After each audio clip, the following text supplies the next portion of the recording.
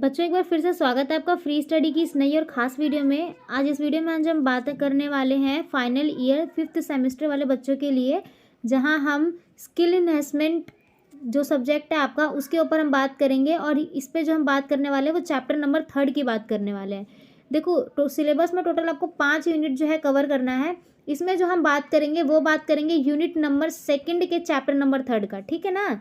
Unit 2 के chapter number 3 की हम बात करेंगे। ओके, क्लियर हो गया होगा। अगर आप नए स्टूडेंट हो तो प्लीज़ हमारी प्रीवियस जो भी इससे पहले की वीडियोज़ है वो ज़रूर देखना, ताकि आपको सिलेबस अच्छे से समझ में आ जाए। सेकंड चीज़ कि आपको हमारा टेलीग्राम ग्रुप भी ज्वाइन करना है, लिंक आपको डिस्क्रिप्शन में मिल जाएगा, या आप नॉर्मली जा करके सर्च करोगे फ्री स्टडी DM23, इस तरीके से आपको मिल जाएगा, ठीक है ना।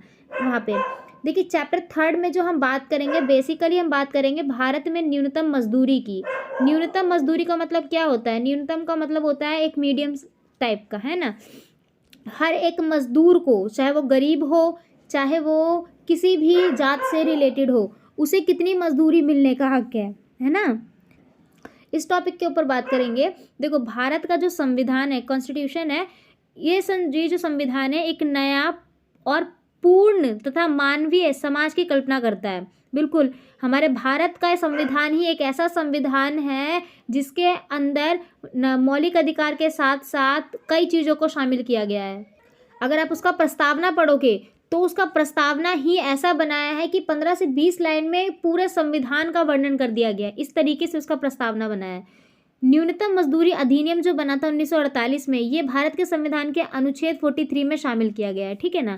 43 में ही पूरा इसके अंदर वर्णन है। श्रम यानी कि पैसा संबंधित मुद्दा जो होता है वो समवर्ती सूची में शामिल किया गया है, यानी कि इससे रिलेटेड जो मुद्दा आएगा वो सबके सब समवर्ती सूची में शामिल होगा। और समवर्ती सूची का मतलब ये होता है कि उसके ऊपर केंद्र सरकार भी नियंत्रण रखेगी, साथ में राज्य सरकार भी नियंत्रण रखेगी।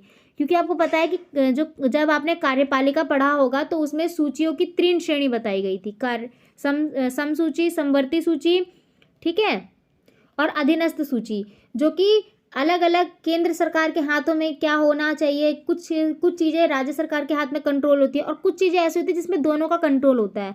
तो जो श्रम संबंधित मुद्दा होता है ये दोनों के अंदर आता है, ठीक है। श्रमिकों के कल्याण से संबंधित जो कानून बनाया गया है वो इसी अधिनियम के अंतर्गत बनाए गए हैं। आगे देखिए न्यूनतम मजदूरी अधिनियम 1948 क्या कहता है। दिसंबर 1947 में, कब? 1947 में भारत सरकार द्वारा श्रमिकों के लिए उचित मजदूरी के संदर्भ पर सलाह देने हेतु एक केंद्रीय सलाहकार परिषद की नियुक्ति की गई। अभी सिर्फ नियुक्ति हुई है, बना नहीं है ये, अभी नियुक्ति हुई है। और इस परिषद ने त्रिपक्षीय समिति की नियुक्ति की। साथ में रिपोर्ट में न्यूनतम मजदूरी, उचित मजदूरी और निर्वाह मजदूरी का बात भी कही। देखो निर्वाह मजदूरी के अंदर क्या क्या बोला गया है। निर्वाह मजदूरी वेतन कमाने वाले को अपने तथा अपने परिवार के लिए न केवल भोजन, वस्त्र, आश्रय की ज़रूरत है, बल्कि उसको बच्चों की शिक्षा, बीमारी की सुरक्षा, सामाजिक ज़रूरतों की भी आवश्यकता है। और अधिक महत्वपूर्ण आकस्मिक जैसे वृद्धावस्था जैसी बीमा की भी ज़रूरत का पूरा करने के लिए सक्षम होना चाहिए। यानी कि किसी भी मजदूर को इन सभी ज़रूरतें का पूरा हो सके, ये सभी ज़रूरतें उसकी पूरी हो सके, इन सब के बारे में उसके अंदर बताया कि निर्वाह मजदूरी उसके अंदर शामिल हो। न्यूनतम मजदूरी देखो क्या है। न्यूनतम मजदूरी श्रमिक की सक्षमता को बनाए रखने के साथ ही उनकी अन्य मौलिक आवश्यकताओं जैसे शिक्षा हो गया, चिकित्सा हो गया और अन्य सुख सुविधाओं का भी देखभाल ये करता है। इनकी ये सब भी उनको जो है फैसिलिटीज़ मिलनी चाहिए अगर कोई मजदूर है तो। उचित मजदूरी क्या होता है? उचित मजदूरी की न्यूनतम सीमा जो है स्वाभाविक तौर पर न्यूनतम मजदूरी है। देखा जाए तो ये न्यूनतम मजदूरी ही है, परंतु इसकी ऊपरी सीमा भी उसी पर निर्धारित की जाती है, जिसे व्यापक रूप से उद्योग की भुगतान करने की क्षमता भी कहा जाता है। यानी कि उचित मजदूरी भी आपका लमसम जो है उसकी निर्वाह मजदूरी की तरह है। वहाँ भी एक मजदूर को उसके बच्चों की शिक्षा, साथ में उसके स्वास्थ्य की शिक्षा पर ध्यान देना है। और ये सारी बात कहाँ शामिल की गई है? न्यूनतम मजदूरी अधिनियम के अंतर्गत। अब देखिए 2019 में कुछ परिवर्तन आया, उसमें एक और अधिनियम पारित हुआ जिसको बोला गया वेतन सहित अधिनियम। क्या? वेतन सहित अधिनियम। और ये जो अधिनियम है वो केवल केंद्र सरकार के अंतर्गत शामिल किया गया। केंद्र सरकार के जो उस टाइम पर श्रम मंत्री थे, ठीक है, फाइनेंस जो मिनिस्टर थे उस टाइम पे वो थे संतोष गंगवार। और वर्तमान में जो मैं आपको बता रही थी, वर्तमान में जो फाइनेंस मिनिस्टर है भारत के वो है श्री भूपेंद्र यादव। ठीक है, याद रखना। वर्तमान में कौन है? भूपेंद्र यादव। और उस समय पे 2019 में कौन थे जब भाजपा की पार्टी थी तब थे संतोष गंगवार ने इन्होंने ही वेतन सहित विधेयक को लोकसभा में पारित किया था 23 जुलाई 2019 को। और 30 जुलाई को 23 को उन्होंने लोकसभा में पारित किया, ठीक है, मतलब 23 को उन्होंने वो जो फाइल वगैरह वो सब रेडी करी, 30 जुलाई को लोकसभा में गया और 30 के बाद 2 दिन के गैप पर 2 अगस्त को राज्यसभा में गया। और ठीक उसके 6 दिन के बाद ये जो फाइल है वो आगे राष्ट्रपति तक गई और राष्ट्रपति से पास होकर के आ गई, तब जा करके ये विधेयक बना। अब आप न्यू स्टूडेंट नहीं हो, आपको पता होगा कोई भी अधिनियम कानून कब बनता है, ठीक है। इसके मुख्य लक्षण क्या क्या थे?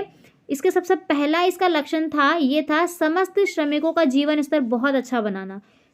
सरकार श्रमिकों को न्यूनतम वेतन भी देगी, बोनस भी इसके अंदर शामिल किया गया था। इसमें और भी कई 4 अधिनियम शामिल किए गए थे जो कि मिला करके 2019 का जो है ये वेतन अधिनियम बनाया गया था। देखो क्या क्या था उसके अंदर। आपको 1936 में जो मजदूरी भुगतान अधिनियम बना था वो भी शामिल किया गया। 1948 में जो न्यूनतम मजदूरी अधिनियम बना, जो हमने ऊपर पढ़ा था, वो भी इसी के अंदर शामिल था। यानी कि 1948 वाला अधिनियम ही 2019 में वेतन भुगतान अधिनियम बन गया था, ठीक है, याद रखना। बोनस भुगतान अधिनियम 1965 में बना था और जो ये लास्ट वाला जो था 1975 में जो बना था, 76 में, ये भी अधिनियम इसके अंदर शामिल किया गया था। कई आलोचकों ने इसकी आलोचना भी की है, तो अगर एग्जाम में आलोचना से रिलेटेड क्वेश्चन आया तो आप यहाँ पे अपना पॉइंट लिख सकते हो। सबसे पहली आलोचना आप लिखोगे कि इसके क्रियान्वयन में, यानी कि इसको लागू करने में काफ़ी ज़्यादा कठिनाई का सामना और कई सारे कानूनी विवादों का जो है सामना करना पड़ा। दूसरा आप इसकी आलोचना ये लिख सकते हो कि वर्तमान में भी हम देखा जाए तो न्यूनतम मजदूरी को सही तरीके से इसके अंदर शामिल नहीं किया गया है।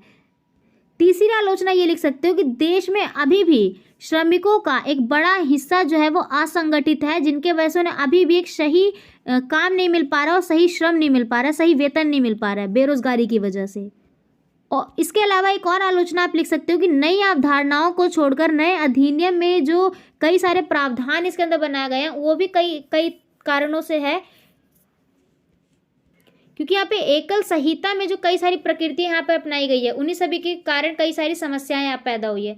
तो बेसिकली मजदूर जो है वो मजदूरी ना करने के कारण ही जो है श्रम नहीं मिल पा रहा है। तो ये सभी जो आलोचना है वो सब आप लिख सकते हो। बाकी फिलहाल इस टॉपिक से या फिर इस चैप्टर से आप कह सकते हो यही क्वेश्चंस आएंगे, इसके अलावा कुछ और बाहर से नहीं आएगा। मिलते हैं अब नेक्स्ट वीडियो में चैप्टर नंबर 4 के साथ, और इसके नोट्स आपको टेलीग्राम पे मिल जाएंगे, तो आप हमसे डायरेक्ट आप जा करके सर्च कर लेना या फिर आप लोग को लिंक जो है डिस्क्रिप्शन में मिल जाएगा, आप वहाँ से लिख लेना।